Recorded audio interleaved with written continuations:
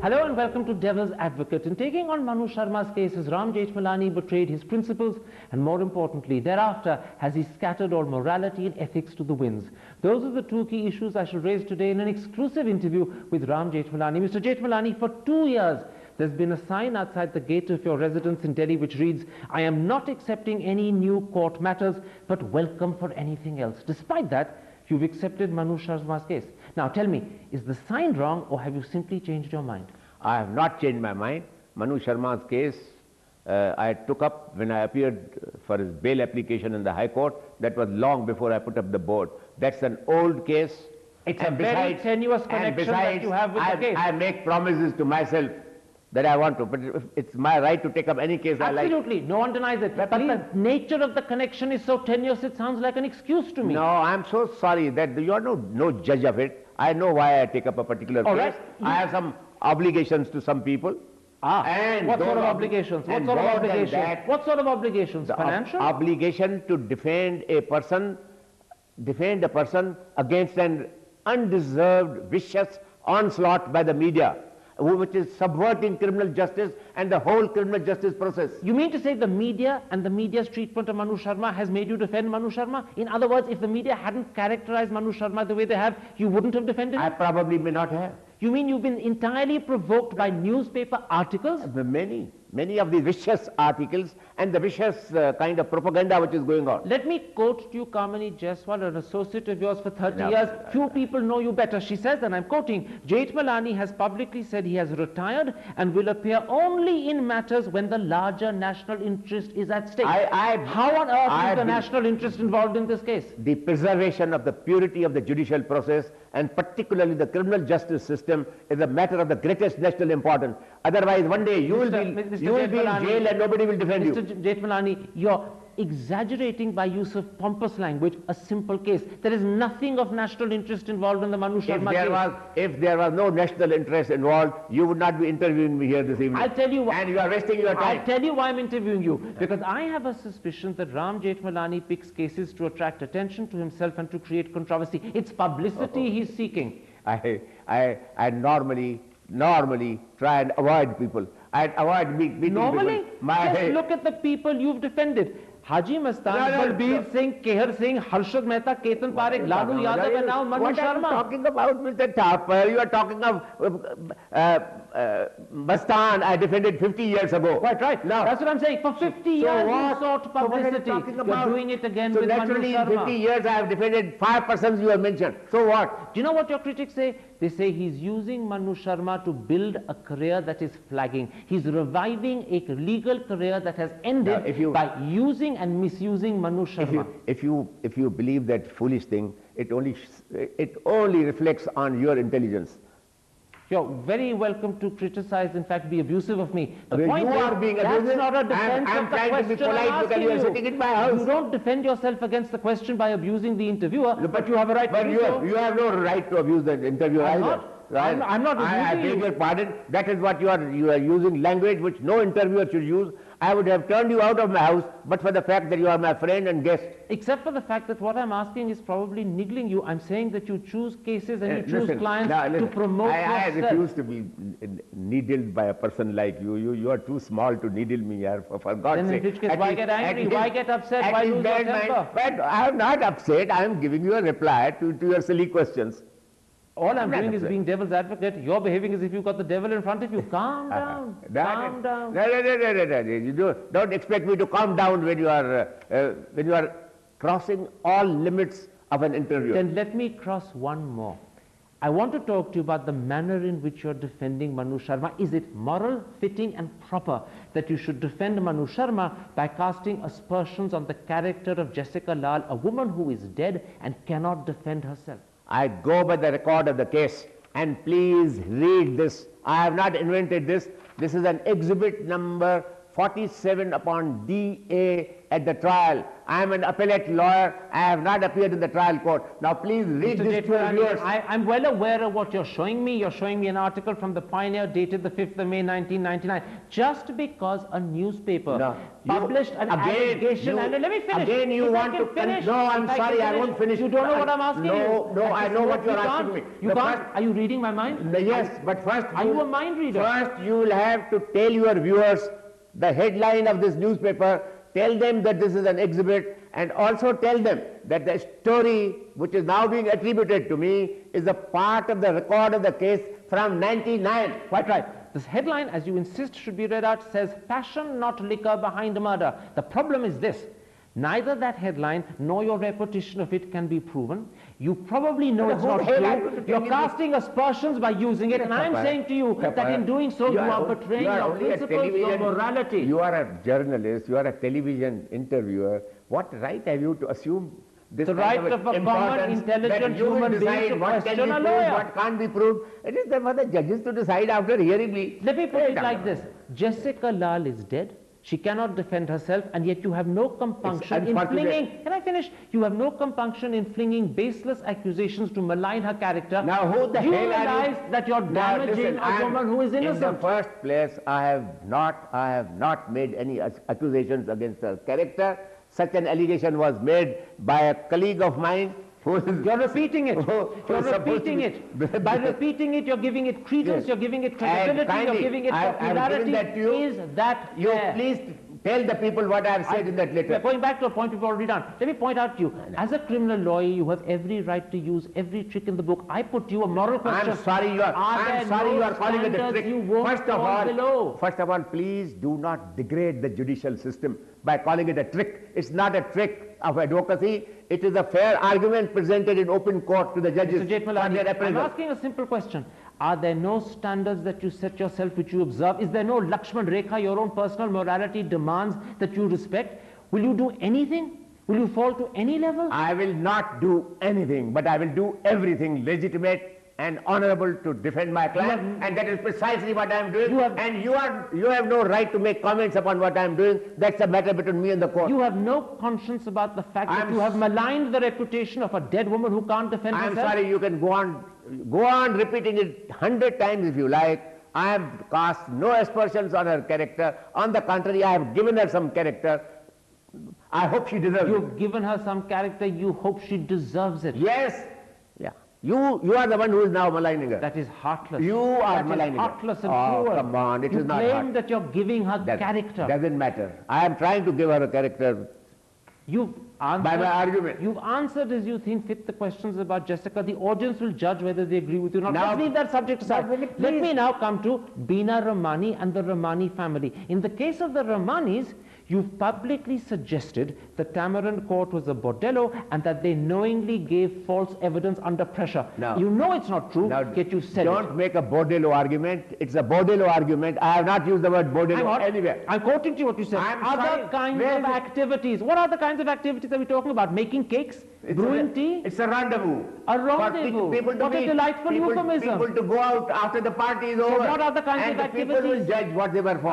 Now people will judge. You see, you're wheedling out of it with euphemism. I'm sorry, I'm not wheedling out. Please, that is you. You haven't even got the courage to stand by the insinuations you've been leveling. I have said in open court, and I will say it again in open court tomorrow. If you want to hear it, come again and hear it. Mr. Jethmalani. That this motive that she was killed because somebody was refused a little bit of whiskey is a preposterous That's motive. right. You then went on to say that she was killed for what she had and didn't give, and we all know what you're suggesting. Let me pause and come back to Beena Ramani. You have known Beena Ramani for decades. She's dined with you, she's stayed with you. In the 80s, you fought and won custody of her children for her. You know better than anyone else that she is not what you're claiming and suggesting she is. Yet you're knowingly misrepresenting a woman. What have I claimed? What have I said? That she gave false evidence in court. But I have said that she was running a suggested bordello. I'm sorry, now that is exactly what you are putting in somebody else's mouth and misrepresenting to your viewers. What I have said is that she is an honest woman who was pressurized. Very interesting that the word honest was never heard before. You suddenly wheedled it into the conversation. Now please, either if you want to carry on this interview, then sit and listen properly, like a gentleman, and don't behave like as if I am sitting in your studio. Please don't. Don't take those liberties.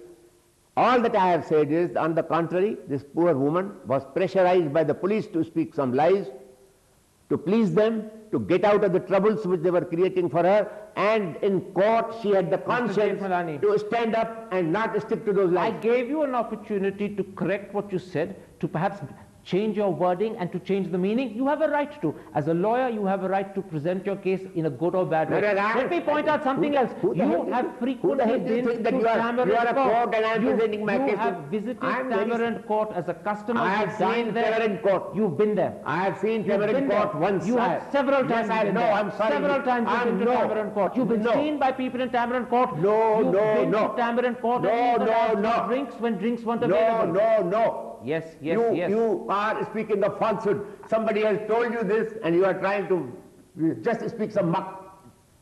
Can I put something to you?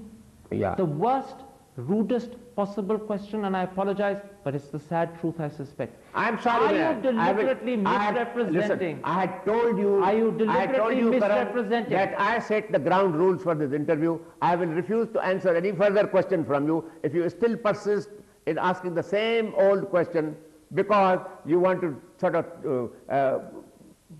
put it in Jethmalani, different words every time. I'm asking you with an apology because I hesitate. Are you lying to defend Manu Sharma? Are you knowingly lying? Now, if you don't know this much about the judicial system, that lawyers don't lie, it is clients who lie, witnesses who lie, but the lawyer does not speak a personal lie. Am I a witness in the case? I mean, you don't even know elements of criminal law, you don't know elements of our judicial system, and you call yourself a great BBC correspondent. You are indulging in innuendo, libel, you are raising irrelevant concerns for besmirching an innocent woman's character. If we have more persons in this media, I think the media deserves to be pitied. You have every right to malign the media, because at the moment the media is pointing out that you have fallen from your own high standard. I am maligning you as a representative of the media. Can I point out something to you? People are speculating why you asked Justice Sodhi to recuse himself. They are saying that he probably did it to put the judge on the defensive,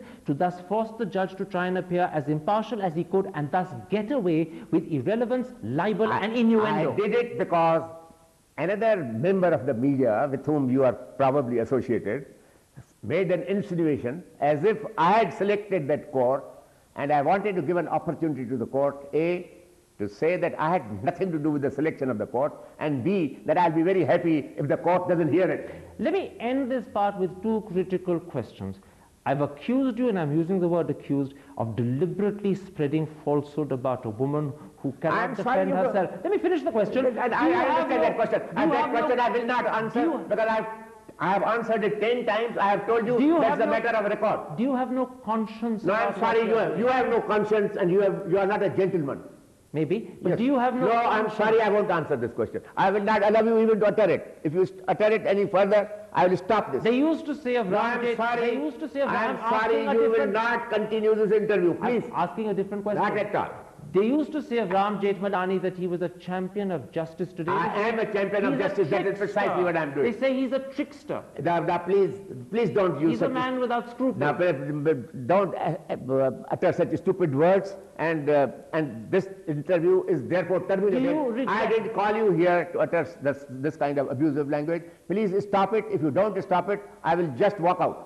Okay. Do you regret the collapse in your standing? I'm sorry, I don't. I regret the collapse of the character of people like you, that you try to please some people, and you are here to please them and not conduct a legitimate gentlemanly interview. If I am asking questions that are so preposterous, why are you losing your temper? I must lose my temper. I'm why entitled. Must you? I'm entitled to lose my temper. Is it another gimmick? Oh, I'm sorry. Is it another trick? I'm entitled to lose my temper. Is this how Ram Jethmalani attracts attention to himself? Because I don't like this kind of impertinence of even Mr. Karan Thapar, whoever he thinks he is. What if there is truth behind the impertinence? No, it doesn't matter. You go and tell it. What if I've touched a raw nerve by saying that you are deliberately spreading libel and innuendo? You go on talking bullshit and continue that bullshit. I am totally impervious. Please think that I am not listening to you now. Do you have a clear heart and clean conscience? I'm sorry, I won't answer this. You won't answer it? In other words, you won't incriminate yourself? I have a conscience which many people will be proud of. And I'm sure that you don't possess even a fraction of that conscience. Let's take a break at that point. You're looking away from me. I want to come back and talk to you about the nature of criminal advocacy, because I suspect the argument you're going to make is that the press in particular don't understand what Ram Jethmalani as a lawyer is doing. You write out some stupid questions in your own words. I answer here extempo. We'll take a break and come back, and Mr. Jethmalani will answer what he calls stupid questions. See you in a moment after the break.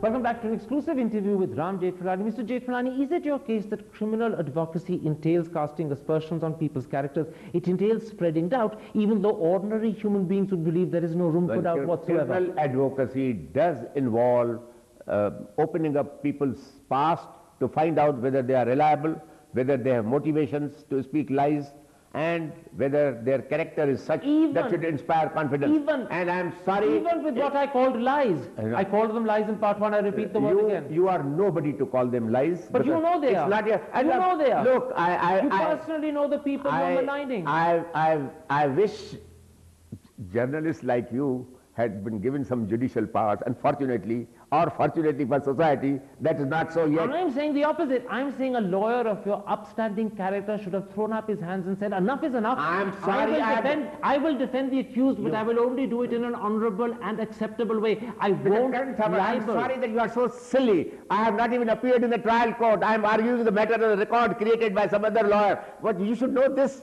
I mean, you should at least know what the role of an appellate lawyer is. I am arguing on a record which has come to me in my hands. But I have done nothing of the kind. But there are certain... I am only reading the record. But the point I'm making is a simple one. There may be many things in papers which you've alleged have been published. You're using them as your defense. But do you have to fall so low to use every dirty trick? I'm sorry. That's the point I'm making. Are there no principles that you uphold? May I tell you that you are taking advantage of my hospitality. You are at my house. Therefore, I don't want to tell you that you are falling low of every kind of standard of morals of an anchor and a television interviewer. You are taking advantage of the fact that you are in my house and you are my guest. And otherwise, I will throw out somebody here. Maybe, and that will be your prerogative. But I repeat my question again. You can't repeat that question again, and I will not answer it anymore. And thank you. If you go on repeating, I will not. Ram Jethmalani, people believe that you were a champion of justice today. I am a champion of justice. But justice doesn't mean justice. Justice does not mean what you think of justice. Justice is what the judges think of it and what I think of it, not you. Do you regret... You are nobody. Do you regret the collapse in your standing and your reputation in the eyes of the Indian people today? You don't know, perhaps you know, but you are hiding it or concealing it. You don't want to acknowledge it, that even on that day on the television interview, they counted the people who supported me. 80% of the people said that Mr. Jethmalani is right in what he's doing. Forgive me. Can I interrupt? Can I interrupt? Can I correct and interrupt? They were supporting your right to defend Manu Sharma. I'm not questioning that. I'm now questioning the morality of the defense you're putting up. The ethics. No. You know what you're saying is untrue, but you're saying it nonetheless. I know the ethics of my profession better than any journalist like you does. Then let me put it... Therefore, please understand that please stop this kind of an argument, because I will not allow you to judge of the morality of my action. I am responsible to the court and to the profession and to the bar council, not you. Mahatma Gandhi said that means are more important than ends. Are you telling me that in the law it's the other way around? No, not at all. But I am doing much better than Mahatma Gandhi in this case, I assure you. You know, you may be correct. But in the process, the one thing that you had, you've lost your good name. Does it not matter to you? I'm sorry, it doesn't matter to me at all that I have lost my good name judged by some people who are bad. I mean, bad people will always judge me wrong. So it's all right. Your son is dismayed in disillusion. Kamini Jaiswal, who worked with you for 30 years, is dismayed in delusion. Does it not matter at all to you? Not at all. It doesn't. It's my pity to them, my sympathy for them, that they are doing something wrong. I said, oh Lord, forgive them, for they know not what they do. Jessica Lal's reputation is in your hands. She's a helpless girl who's dead. You're destroying it, and you know you're doing it willfully. Now, is that not immoral? If you are going on repeating this bullshit, repeated bullshit doesn't become wisdom. So you go ahead, by all means go ahead, go on telling me this. Repeated defiance isn't wisdom either. Now it is. That's just obstinacy. Yes, Obstinacy. Defiance based on character and conscience is always. Are you a man of character? Huh? Are you a man of character? Well, is this the behavior of a man of character? I will now please don't get into this kind of bullshit. This is not done. When there's almost This is not the way of holding an interview. when there's almost a smile on your face, I'm not sure if it is a smile or not, it's time for me to apologize for the impertinence and to thank you for the interview.